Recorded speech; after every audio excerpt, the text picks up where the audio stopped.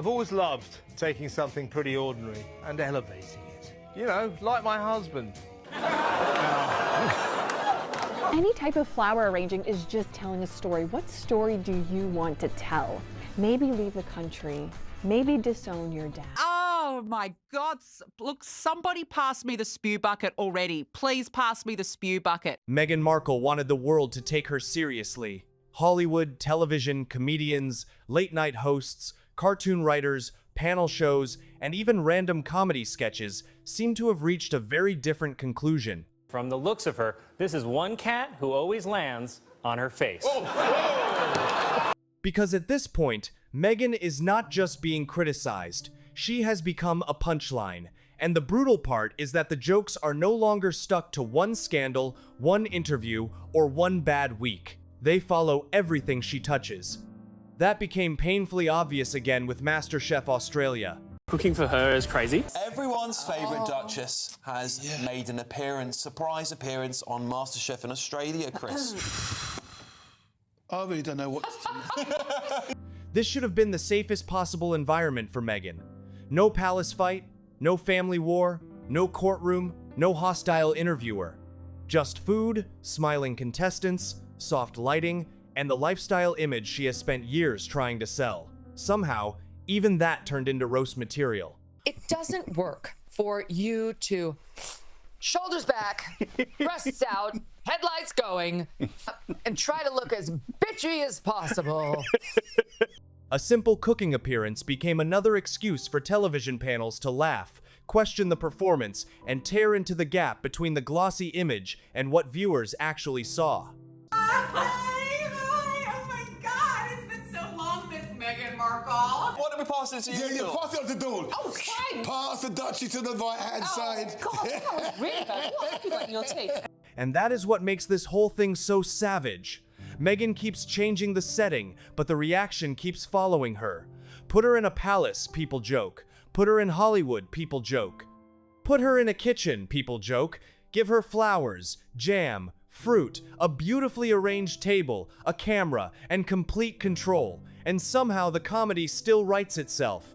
Welcome to my beautiful home. What do you mean it's not my f***ing home? Every morning I pick beautiful flowers from my beautiful garden and I feed them to my beautiful children. So what if you haven't got a f***ing garden? I haven't really got any children. The lifestyle era was supposed to fix everything. It was supposed to make Meghan warm, domestic, effortless, aspirational. Instead, even tiny details became comedy ammunition, repacking snacks. What is the #1 question that mystifies scientists? #1 question.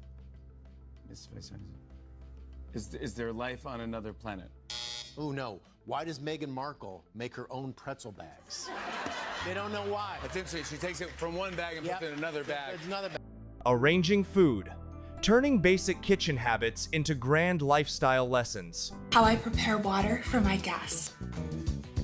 Some water that I got from the spring in my backyard. Whatever you do, don't use tap water. I'm just gonna sneak a taste. You flower petal. H is always calling water water, and there you have it. What was meant to look elevated started looking overproduced, and late-night television noticed immediately. Then came the business side. Jam became a running joke. And it's not even jam, it's scam jam, because it doesn't have the right sort of balance. Tiny jars became a running joke. Even the pricing around the luxury lifestyle image, from jam to candles, became another easy target. And the candles, which cost an absolute fortune, you have to sell your left leg to get it.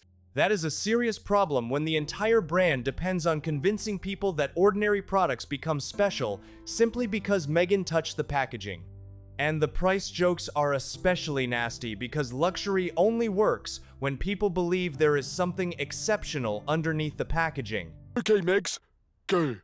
Trick that people do with pineapple, instead of just cutting it, Hold it steady, you ginger pots! to make the perfect little bite, you follow the wedge. When nature has given you all the cues on how to have a perfect taste of something. Oh, how fun is that? I love it.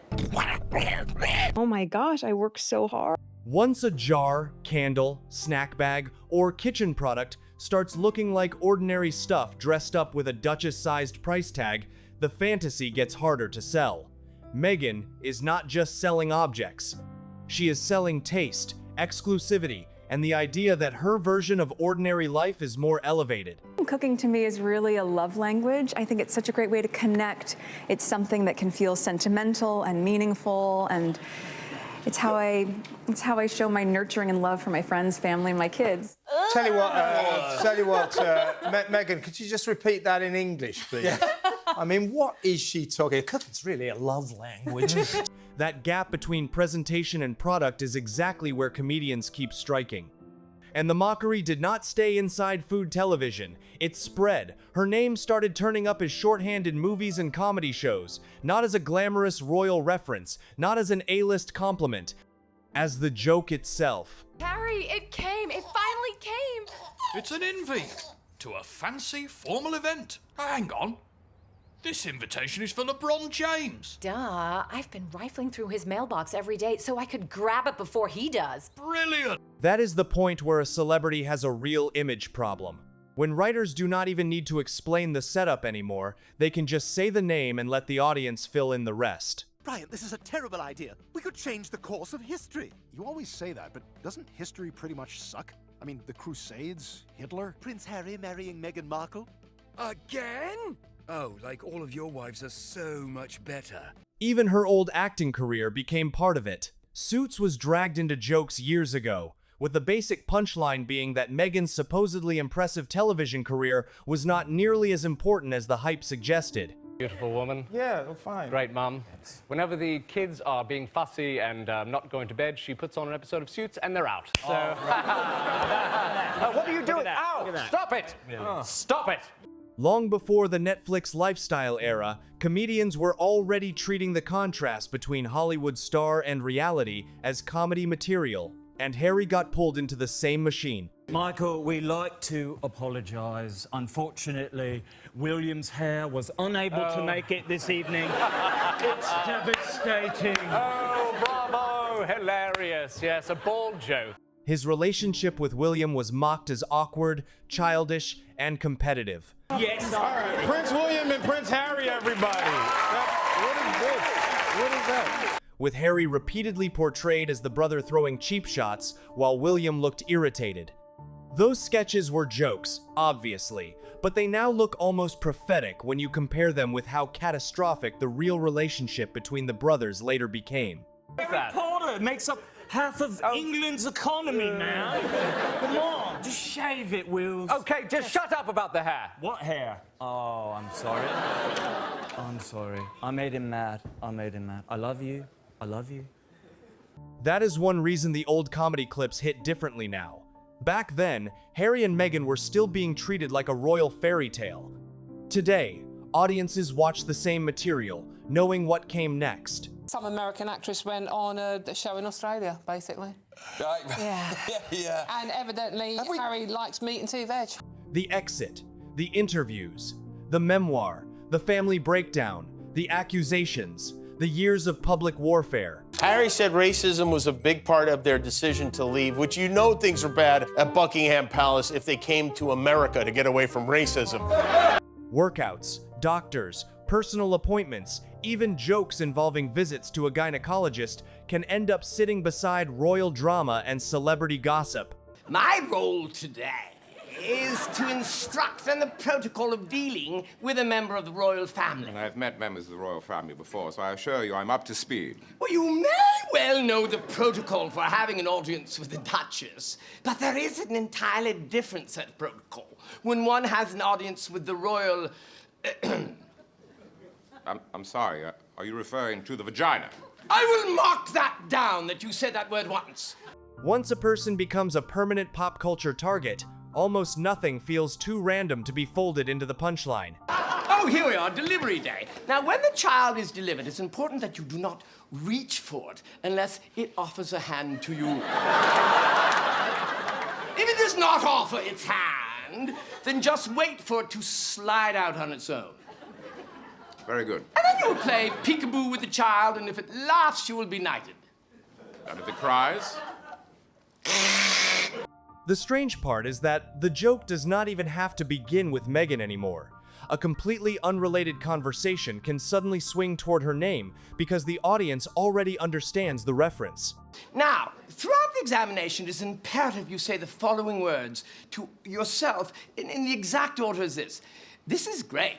This is so great. This is by far the best one of these I have ever seen. Man, oh boy, this is great.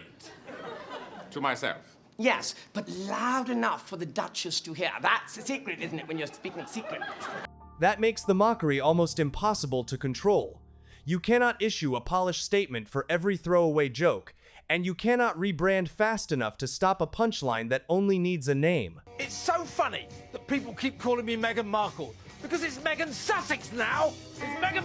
Suddenly, an old joke about Harry being the chaotic brother does not feel quite as random, and Meghan's own family has become part of the comedy ecosystem too. Her estrangement from her father, the endless public family drama, the ex-husband stories, and the image of people being cut out when relationships collapse have all become material. Any type of flower arranging is just telling a story. What story do you want to tell? Maybe leave the country. Maybe disown your dad.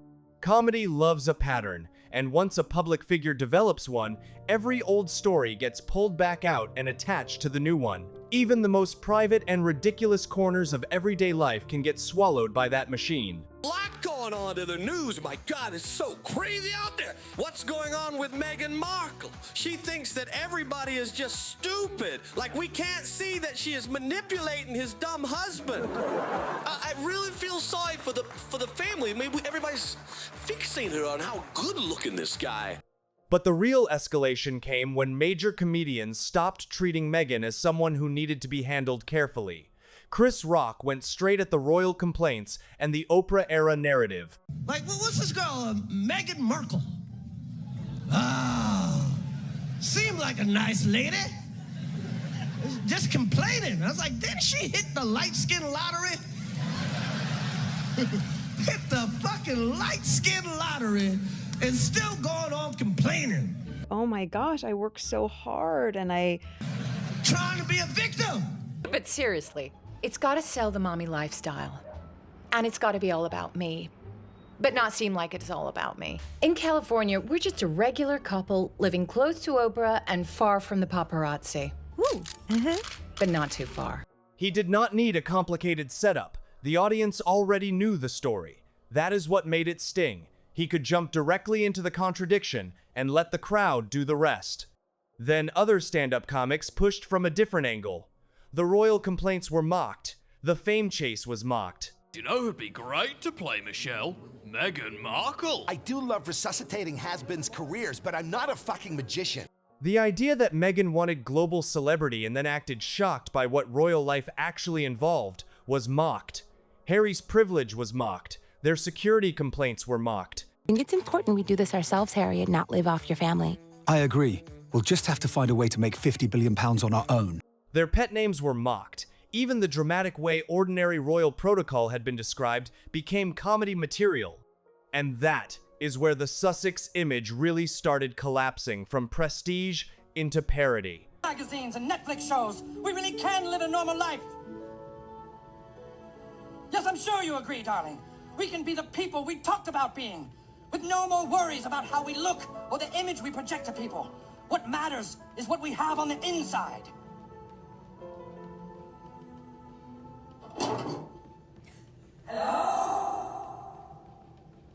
Because the jokes were no longer only about what they had done. They were about who the public believed they had become. Rich people complaining about privilege, celebrities asking for privacy while constantly appearing on camera, and former royals cashing in on the institution they said they needed to escape. If she didn't marry him, she would be on The Bachelor this season, fighting for Prince. She would be Meghan M. from Sherman Oaks barista. She just got lucky. She got so lucky. That contradiction became so easy to understand that South Park barely had to exaggerate it. The entire privacy obsession was turned into a giant visual joke, wanting to be left alone while appearing everywhere, demanding normality while chasing attention, complaining about image while obsessing over image. It was brutal because the satire was simple enough to understand instantly. Then when he gets in, he wakes me up and Googles to see if I'm still 5th in line to the throne. 5th in line? Yeah, Kate and Wills have any more kids, I'll move down another fucking notch. The Sussex brand had become familiar enough that one short scene could carry years of baggage. Spitting Image went even harder because puppets can say what glossy television will not. When and where can we talk about this later? How about when? Pigs fly. And where? Out of my ass. Location of my ass. The Duchess image, the cooking persona, the celebrity name-dropping, Harry's status obsession, the money, the titles, the endless reinvention, all of it became one giant parody. They get a 30-minute warning before the end of the challenge. And Meghan Markle is told, oh, we've got 30 minutes if you'd like to just announce it. She said, I don't like shouting. I don't like shouting. So she was going to, that sounded quite Trump-like, didn't it? So she went to each individual contestant and just went, just so you know, you've got 30 minutes left. Because she didn't like shouting. Meghan wanted to be seen as polished and controlled. Satire turned that control into the joke. Even her attempt to correct how people refer to her became content. The insistence on the Sussex name, the title, the identity, the exact framing, every small moment that was supposed to establish status instead gave creators something else to imitate. Well, we can expect more Montecito madness from Meghan Markle. That's what we can expect. Yes, I think you're right. Me, Meghan. It's got to be good. Me, Meghan. I mean, that is a new name, and that is one that I think suits her indeed. That is the danger of over-managing an image. The more rigid the performance becomes, the easier it is to parody. And Hollywood itself does not exactly look desperate to defend her. Public silence around birthdays. Friendships that no longer seem as loudly advertised. Names like Serena Williams, Beyoncé, Kris Jenner, and Jamie Kern-Lima suddenly appearing in conversations about distance rather than closeness. It all feeds the same perception. When they go low, we go high! The picture being painted is not Meghan conquering Hollywood. It is Hollywood quietly moving on while the jokes get louder, and silence can be more brutal than an open attack. Meghan spent years surrounding the brand with famous names, celebrity friendships, glamorous invitations, and the suggestion that Montecito was connected to the top of American culture. My name is Meghan Sussex now. Call me Meghan Markle one more time, Mindy fucking Kaling. So when those names stop appearing as loudly, stop posting, or simply drift out of the picture, the absence becomes part of the story. Nobody has to announce a friendship is over. The audience notices the empty space, and for a brand built on A-list proximity, that quiet looks brutal. Place in microwave. What is microwave? I don't think we have any of that. Harry, do we have any microwave? Are you fucking dumb? That matters because Meghan did not leave royal life to disappear. She left and built an American celebrity machine. Netflix, Spotify, interviews, products, awards, red carpets, lifestyle branding, Hollywood connections. Every move depended on being taken seriously in a new arena. The Met Gala, a night of fashion and fun. Huh? Really? Yes. Come on, everybody. Let's all prance around in our $100,000 clown outfits and watch the American empire crumble. What are we doing? What's going on? So when Hollywood comedy starts using you as an easy punchline, that is not a side issue. That hits the center of the entire reinvention. The Golden Globes made that painfully clear. The Sussex Netflix deal became joke material in a room filled with the exact industry people Meghan spent years trying to impress. Love you. Talk to you later. Bye. Sorry, I'm allergic to BS. That is a different level of humiliation from an angry commentator on YouTube. This was the entertainment business laughing at an entertainment business story. And then, late-night hosts kept finding new angles. The blind date story, the royal title, the money, the products, the pretzel bags, the strange little lifestyle rituals. Also revealed that the kids, Archie and Lilibet's palates, they're progressing very nicely. They'll even happily eat Brussels sprouts. And I think that's the real headline here. Kids liking Brussels sprouts, who would have thought? The we want privacy years. The jokes did not need to agree politically. They only needed the Sussexes to keep providing recognizable material. Even wax figures became part of the circus. Harry and Meghan being separated from the royal display was enough to inspire another surreal comedy bit. These dishes are fantastic. I see. Yes. Can you see it okay? Yeah, I'll tell you, he was actually calling in from the London High Court where he just lost his £50 million case against the Daily Mail. Talk about plank of the week. Harry's having a plank. Harry is really having a plank of the year. He is. Think about that. At one point, this couple was sold as the future of a modern monarchy. A few years later, comedians were getting laughs out of where their wax statues should be stored. And the older clips are almost worse now. Before the wedding, Meghan was already being teased as the American actress marrying into a bizarre royal world. Gone on, Oprah, I didn't know. I had no idea how racist they were. It's the royal family. You didn't Google these motherfuckers? What the fuck is she talking about? She didn't know. Suits was mocked, the fairy tale was mocked, Harry was mocked. The wedding itself became comedy material. Back then, nobody knew how dark and ugly the family split would become. Today, those jokes sit inside a much bigger story. Oh yeah, Meghan Markle. Yeah, you think you're marrying a prince on a white horse, yeah? That's what I thought. Till my prince rode in on a white stretcher, all right? Fairy tale's over. Because after the wedding came the war with the palace, the breakdown with William, the public attacks on the family, the Oprah interview, the documentary, Spare, and years of competing narratives. The comedy changed with it. Earlier today, Suits actress Meghan Markle married some unemployed dude who still lives with his grandma. What began as gentle teasing about a royal bride became open ridicule about hypocrisy, money, fame, family destruction, and endless grievance. And then Meghan tried to move past royal drama by becoming a founder. That created a whole new category of jokes. This woman is being paid millions of dollars to show how to cut into a pineapple. Oh my God. Who the hell is sated by one tiny little bite of pineapple? Jam, dog biscuits, kitchen products, lifestyle content, expensive-looking packaging, expensive prices, tiny luxuries presented like major cultural events. Instead of escaping the old punchlines, she simply created new ones. The business mockery creates another trap. If Meghan launches something expensive, people call it ridiculous. If she launches something basic, people ask why they need a duchess to sell it. English palate, so he loves meat and potatoes. So far, so good. And cream sauce. Yeah. What? What is that? The English people don't like cream sauce with meat and potatoes. Right? She kept calling. You're completely right about that, by the way. That proves that it's pretty much a lie. If she leans into the title, she is mocked for clinging to royalty. If she tries to look casual and relatable, the luxury packaging and Montecito image are still sitting behind her. That is why tiny products trigger huge ridicule. The joke is rarely about strawberry jam alone. It is about the enormous story wrapped around a very small jar. The same thing happened with food. The same thing happened with acting.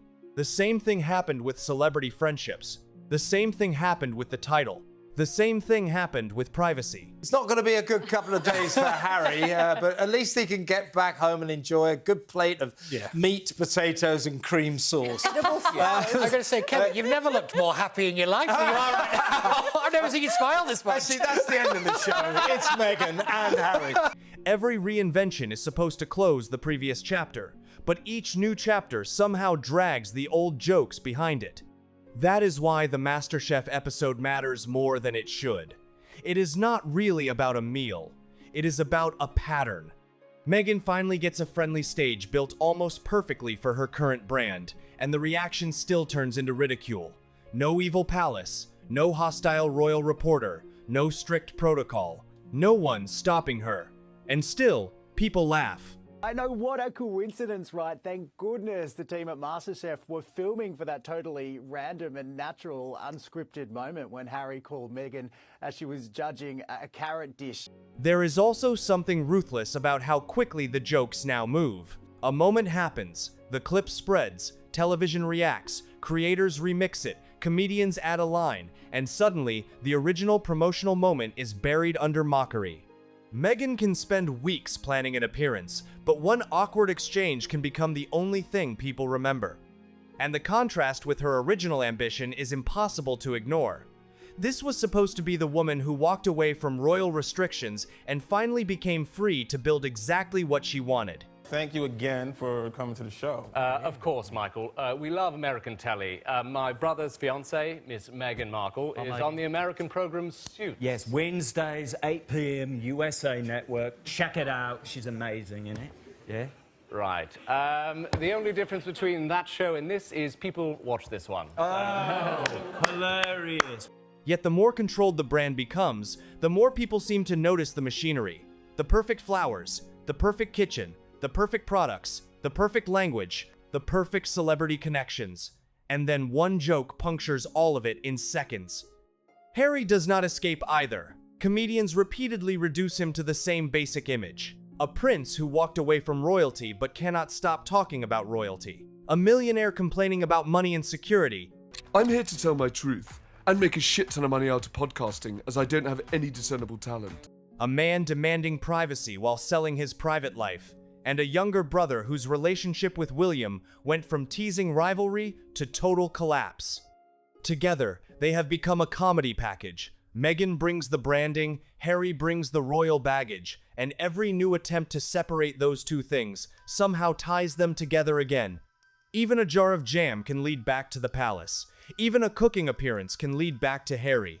Even a Hollywood joke can lead back to the royal title. And the pylon feels bigger because these jokes are not all coming from the same world. Turns out Prince Harry and Meghan Markle will still get paid millions of dollars for doing absolutely nothing. And that's just by Netflix.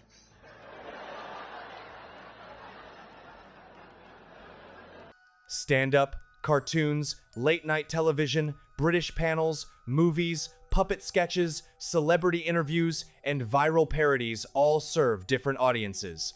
Yet they keep circling the same pressure points. When completely different rooms keep finding the same weaknesses, it stops looking like one bad review. It starts looking like a reputation that has become remarkably easy to parody. And that may be the most damaging roast of all. Not one comedian, not one cartoon, not one late-night host. The fact that completely different people, in completely different formats, keep arriving at the same basic material, fame, titles, money, privacy, family, reinvention. The jokes keep changing, but the target stays recognizable. Meghan wanted a global brand. She got global recognition, but recognition is not the same as respect. And when your name becomes useful to comedians, cartoons, panel shows, movies, late-night hosts, and internet creators as instant shorthand for a joke, that is a very different kind of fame from the one she seemed to be chasing. At this point, the question is not who will roast Meghan next. The question is, what could she possibly do that will not become material? Royal life became material. Leaving royal life became material. Hollywood became material. Netflix became material. Family became material. Business became material. Cooking became material. Privacy became material. Even the products designed to prove she had moved on became material. And that is why the laughter keeps following her. Meghan keeps trying to reinvent the story. Comedy keeps dragging the old story back into the room.